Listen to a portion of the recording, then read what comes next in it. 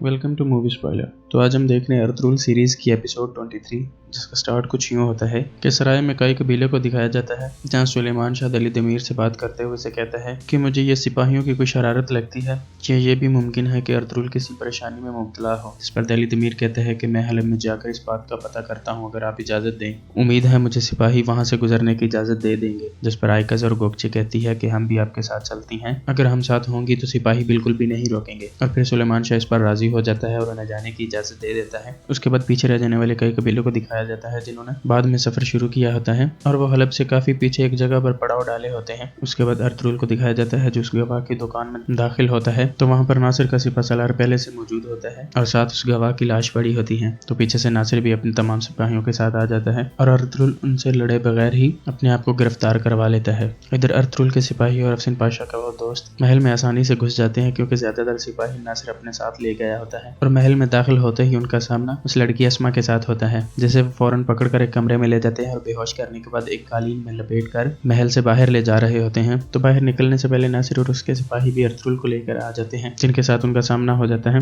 तभी अर्तुगरुल और उसके सिपाहियों की उस मनसूबाबंदी को दिखाया जाता है, जिसके मुताबिक अर्तुगरुल ने जानबूझकर गिरफ्तार होना होता है और महल में सिपाहियों की गैर मौजूदगी में अर्तुगरुल और उसके दोस्त ने महल के अंदर दाखिल होना होता है। उसके बाद वो उस लड़की को लेकर महल से बाहर निकल जाते हैं और बाहर बाजार में उन्हें कुछ सिपाही उस कालीन की तलाशी लेने के लिए कहते हैं। उनसे कहते हैं कि कालीन अपने कंधों से उतार कर नीचे जमीन पर रखो, जिस पर वो उनसे लड़ाई शुरू कर देते हैं और उनको मारपीट कर वहां से भाग निकलते हैं। जब अर्तुगरुल को गिरफ्तार करके ले जाया जा रहा होता है तो दली दमीर, गोकची और आयकस भी वहीं पर पहुंच जाती हैं, जो कि अर्तुगरुल को जंजीरों में जकड़े हुए सिपाहियों के साथ जाते हुए देख लेती हैं। और गोकची, जो कि अर्तुगरुल को आवाज देकर उसके पीछे जाने की कोशिश करती है, आयकस उसे रोक लेती है। उसके बाद दली दमीर गोकची और आयकस को लेकर दरगाह पर आता है और वहां नुमान अफंदी से मिलता है, जो उसे तमाम बात सच सच बता देता है कि किस तरह हलब के रास्ते पर उन पर हमला हुआ और छोटा शहजादा और तुर्गत को सलीबियों ने गिरफ्तार कर लिया। उसके बाद दली दमीर इब्नुल अरबी के मुरीद से मिलते हैं और उनसे कहते हैं कि गोकची और आयकस यहाँ पर आपके मेहमान के तौर पर रहेंगी, लेकिन मुझे वापस जाकर सुलेमान शाह को यह खबर देनी होगी। उसके बाद सलीबियों के महल में अफसिन पाशा और उसके दोस्त को दिखाया जाता है, जो एक साथ सहन में खड़े होते हैं। तो उसका दोस्त पूछता है कि आप वहां से कैसे निकले, जिस पर वो उसे बताता है कि मैं जिसको छुड़ाने गया उसी ने मेरी जान बचाई। क्योंकि जैसे ही जिंदान में उस्ताद आजम आते हैं तो तुर्गत अफसिन पाशा से कहता है कि मुझ पर तुम्हारी बातों का कोई असर नहीं होने वाला है, तुम अपनी बातें अपने पास रखो, मेरे लिए मेरा अल्लाह ही काफी है। जिस पर उस्ताद आजम मुतमिन हो जाता है कि ये कोई जासूस नहीं बल्कि पादरी ही है। उसके बाद सराय में सुलेमान शाह और हाइमा खातून को दिखाया जाता है, जो आपस में बातें कर रहे होते हैं। तभी ऊपर से दली दमीर आ जाता है, जिसे देखते ही सुलेमान शाह उसे अपने पास बुलाता है और अपने पास बिठाकर मुतजस्सिस होकर पूछता है कि बताओ मुझे हलब के हालात कैसे हैं, क्या तुमने अर्तुगरुल को देखा। जिस पर वो कहता है कि हाँ, मैंने अर्तुगरुल को देखा, लेकिन उससे मुलाकात नहीं हुई क्योंकि वो हिरासत में था। और फिर वो तमाम बातें उन्हें बताता है जो नुमान अफंदी ने उन्हें बताई होती हैं। उसके बाद सुलेमान शाह एक सिपाही को पीछे रह जाने वाले कबीले के पास भेजता है और कहता है कि गुंदोगदू से जाकर कहो कि फौरन यहाँ पर आए। उसके बाद नासिर अमीरुल अजीज को जाकर ये खुशखबरी सुनाता है कि हमने अर्तुगरुल को गिरफ्तार कर लिया है,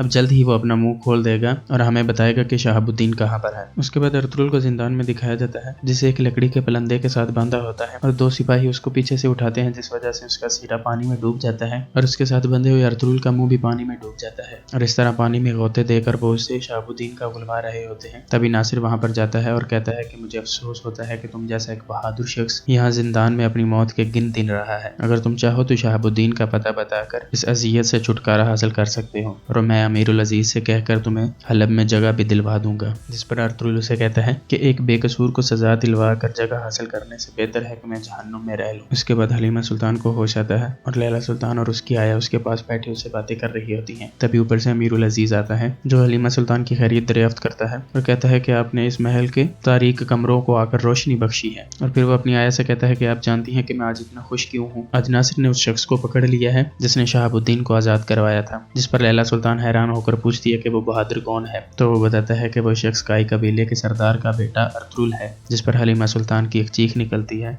और वो पीछे अपने बिस्तर पर गिर जाती है। इसी के साथ इस एपिसोड का इख्तिताम होता है। अल्लाह हाफिज।